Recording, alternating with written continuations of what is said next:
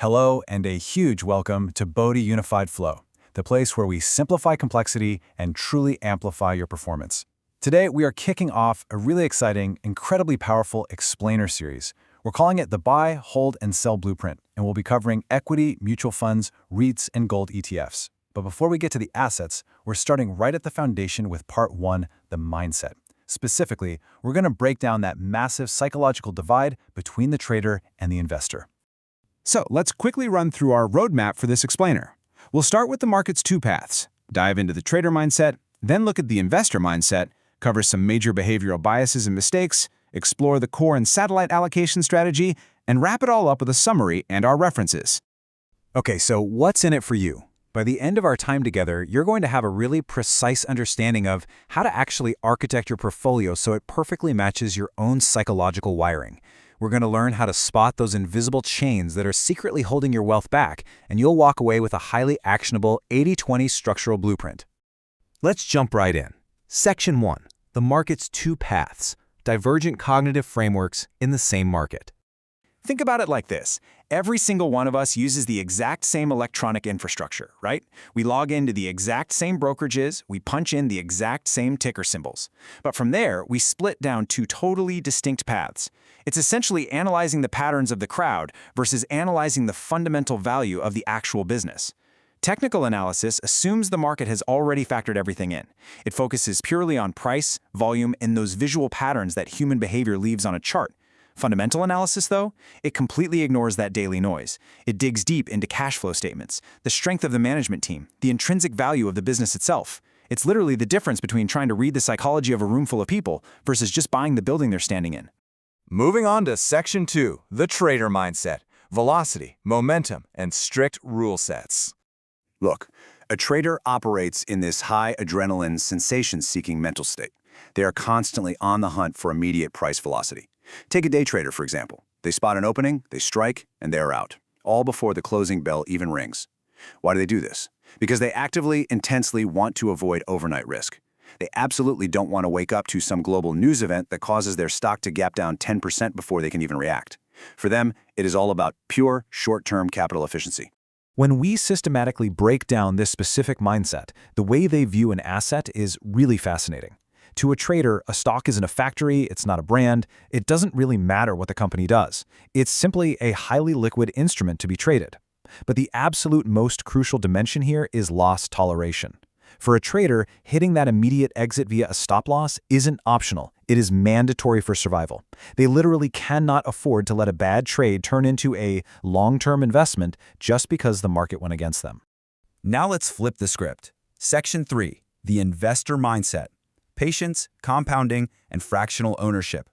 So instead of relying on stop losses like a trader does, an investor mitigates their risk right at the moment of purchase. They do this by demanding what we call a strict margin of safety before they ever hit the buy button. They do the deep, grueling fundamental research, calculate exactly what a business is actually worth, and then they wait. They just wait for the market to go a little crazy and offer it to them at a significant discount.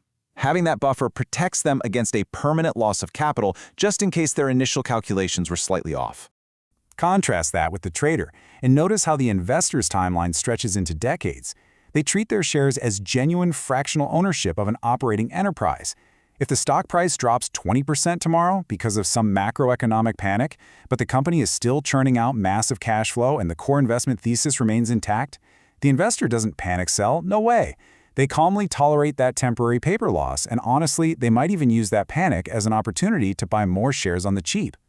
Which brings us to Section 4, Behavioral Biases and Mistakes, the invisible chains destroying wealth.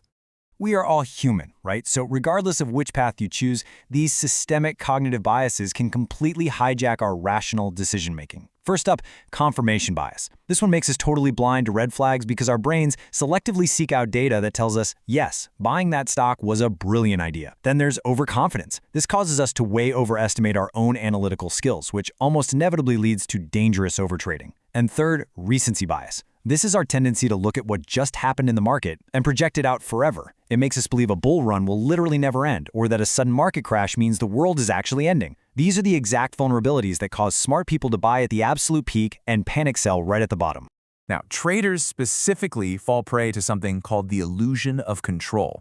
You've probably seen this. Someone complicates their trading screens with dozens of overlapping technical indicators. It looks like the Matrix. Subconsciously, all that clutter gives them this false sense of invincibility. They mistake having a highly complex chart for actually having market dominance. So instead of playing the mathematical, statistical odds of a tested trading system, they start making these heavily biased gut predictions. And yeah, that often leads to massive, painful losses. But let's step away from the trading screens for a second, because there are 4 real-world financial mistakes we absolutely must avoid. Over 2 decades in finance, experts will tell you they've seen these 4 gradual, sneaky mistakes derail way more wealth than any dramatic market crash ever could. First, acting on casual tips from social gatherings without doing your homework. Like, say, dropping your savings into a complex South Goa Airbnb property that just sits vacant all year. Second, the illusion of permanent health. Imagine a healthy 25-year-old suddenly facing an unexpected 8 lakh rupee emergency surgery with zero insurance. That wipes out years of savings overnight. Third, professional complacency, just letting your skills stagnate in a rapidly shifting tech-driven economy. But the fourth one, the most insidious of them all, is the procrastination tax. Seriously, the mathematics of delay are just brutal. Let's look at this comparison.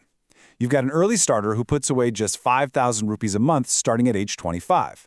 Then you have a late starter who waits 10 years, thinking, small amounts don't matter, I'll wait till I earn more, and then aggressively invests 15,000 rupees a month starting at age 35. Fast forward to age 45. The late starter has invested significantly more of their own hard-earned capital, 18 lakhs compared to the early starter's 12 lakhs. But because the magic of compounding was lost for a whole decade, the early starter ends up with roughly 50 lakhs. Meanwhile, our late starter is sitting at only 34 lakhs. The late starter invested more, but still lost out by a massive 15 lakh margin. That, my friends, is the true heavy cost of the procrastination tax. So how do we fix all this? Section 5. Core and Satellite Allocation. Synthesizing the mindsets into a unified blueprint. To balance that very real psychological desire for market action with the absolute mathematical necessity of long-term wealth building, we use the 80-20 core satellite framework. This is the exact structural blueprint that institutional allocators use to organize capital. It basically ensures that both the trader and investor mindsets inside of you can safely coexist without destroying each other. Okay, so let's break it down. Your core engine commands 80% of your capital. This chunk is managed strictly with the investor mindset. It is doing all the heavy lifting of your wealth creation. You deploy this into high-quality equities, disciplined mutual funds, maybe some commercial real estate through REITs, and you anchor it defensively with gold ETFs. The rule here, this 80% is completely insulated from daily market noise. You absolutely do not touch it just because the morning news sounded scary. You let it compound over decades. Now, the remaining 20% of your capital, that becomes your satellite engine. This is where you get to unleash the trader mindset. You use this to capture short-term momentum, maybe trade some options, or capitalize on quick market inefficiencies. But, and this is a massive but, you use strict stop losses here. Every single time. This 20% gives you the adrenaline and that active engagement of trading, satisfying your psychological need to be in the game, without ever putting your core 80%, your actual financial future, at risk. It really is the perfect psychological and mathematical balance. All right, let's wrap this up. Section 6, Summary and References. Solidifying the blueprint. We've covered a ton of ground today and hit all our learning objectives. You now understand that traders and investors are looking at the exact same market, but through entirely different lenses. You know how to identify those tricky behavioral traps, especially the devastating procrastination tax we just talked about. And most importantly, we've seen that structure and discipline, specifically through this 80-20 core satellite framework, are your ultimate antidotes to market chaos. Real quick, here are the specific references and research materials we utilize to build today's blueprint. These sources are fantastic if you want to dig deeper into fundamental analysis, technical charting, or the wild world of behavioral finance on your own time. I'm going to leave you with this one provocative question to reflect on regarding your own financial journey. Take a hard look at your accounts today. Are you trading when you should actually be investing? And are you waiting for the quote-unquote perfect time to start, secretly paying that massive procrastination tax every single day you wait? Choose your mindset wisely, put the right structure in place, and I will see you in the next part of this explainer series where we're going to dive much deeper into the actual assets of this blueprint. Thanks for tuning in.